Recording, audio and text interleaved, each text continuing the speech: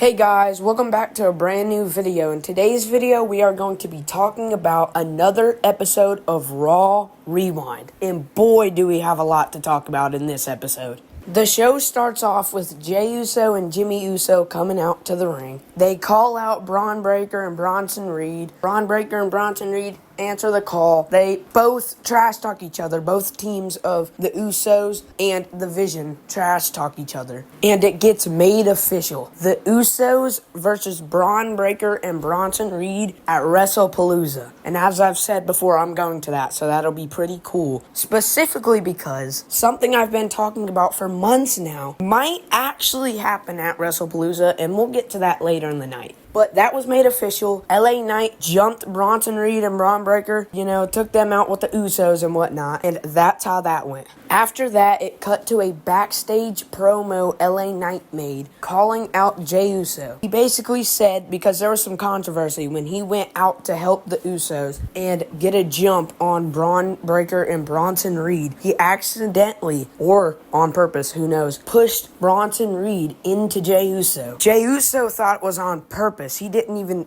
think it was an accident. LA Knight said, I don't really care if you think it's an accident, but I could take you out on my own. And then he said, if you've got a problem with me, just take it to the ring, basically. And then he said he'd have a match with any person named Braun. And the match got made official. Bronson Reed versus LA Knight in the main event. After that, it was time for AJ Styles versus El Grande Americano. This match, as I expected, was kind of mediocre. Another El Grande Americano came out to try to help El Grande Americano number 1 pick up the win, but Dragon Lee took El Grande Americano number 2, stopped him before he can do that, and then AJ Styles was able to pick up the win over El Grande Americano.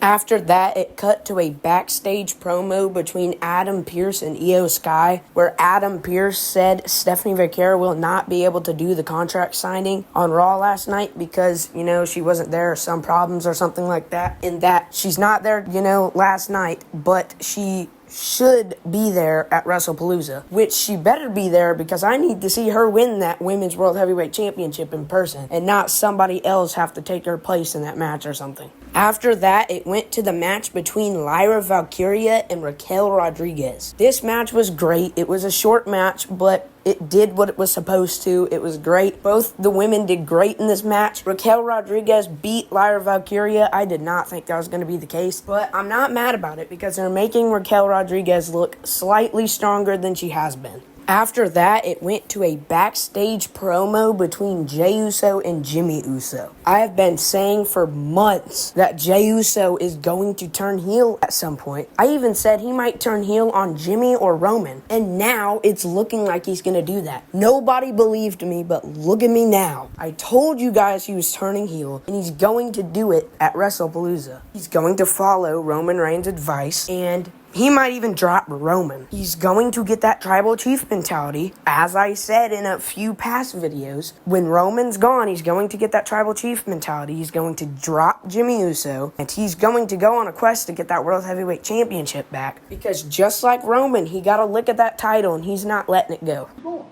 Man, I'm out, man. Out? Yeah. Bro, we got a play to run. What play? What you mean, Oos? LA versus Bronson Reed tonight, and he need our help. So I don't give a damn about no LA Knight versus no Bronson Reed. That ain't our problem no more. Brother, Vision is our problem. You heard me? You saw what happened out there, Oos. Man tried to get me. I was supposed to let that slide. Make sure he good. What about me? What about us? Helping LA Knight ain't gonna get us no WrestlePalooza. Damn sure ain't gonna help me get my World Heavyweight Championship back, Goose. You understand me? Look, you here now. Here's what we gonna do. We gonna make sure they all acknowledge us, or we gonna smash all of them. Okay? All right? Man, you're not sounding like yourself, folks. Kind of sound like Roman. Maybe sounding like myself ain't working. After that, AJ Lee showed up to Raw with the Women's Intercontinental Championship on her waist that she stole from Becky Lynch on SmackDown last week. This was funny. She went to the ring. She talked a little bit about mental health, which is something I struggled with a couple years back. So that impacts me a lot too. So it means a lot for her, a major wrestler, to be talking and speaking out about that. But after that all happened, Becky Lynch came out, and then Seth Rollins eventually came out, and the match got made official after CM Punk got a jump, or at least tried to get a jump on Seth Rollins, but Seth Rollins evaded it and rolled out of the ring. AJ Lee and CM Punk will face Seth Rollins and Becky Lynch at WrestlePalooza. This is awesome. I knew it was going to happen, but I just needed the confirmation. Oh my goodness, this WrestlePalooza, going to this in person is going to be absolutely huge. I am so excited. After that, it went to a backstage promo of Bayley absolutely losing it. I think, and I've said this before, Bayley's just going to 1 week be Hugger Bayley, another week be Heel Bayley, and then another week be normal Bayley, and that's just how it's going to go. She's just going to be chaotic. After that, it went to a match between Penta and Rusev. This match was good, but it was quick. It could have been so much better if Grayson Waller and the New Day did not get involved. I don't even know why this feud is a thing. I guess they're just putting Penta in side quests because there's not really a title he can go for. But Rusev beat Penta because Grayson Waller and the New Day cost Penta. It's whatever. I thought Penta was going to get this win when the match got announced, but he didn't. It's whatever. For the next match on the card, Asuka versus Nikki Bella.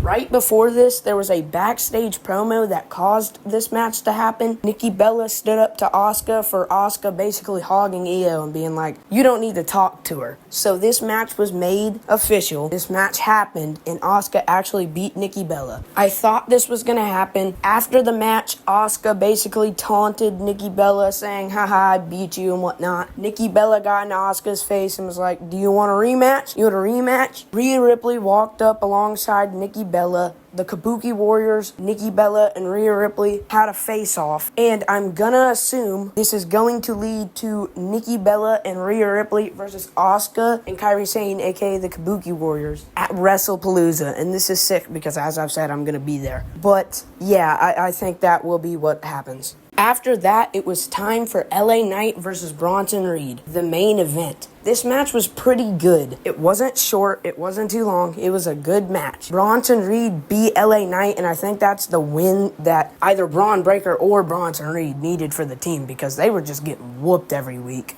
After Bronson Reed beat LA Knight, Bronson Reed and Braun Breaker started to jump LA Knight. Jimmy Uso ran out to try to make the save, but failed. Jey Uso came to make the save for his brother and failed that too. Eventually, LA Knight and the Usos did fight off the division. But then this happened.